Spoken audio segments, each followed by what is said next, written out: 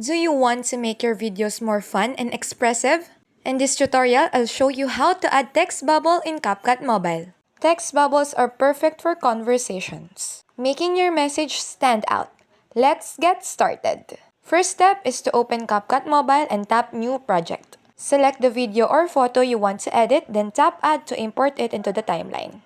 From the bottom toolbar, tap Text, then select Add Text.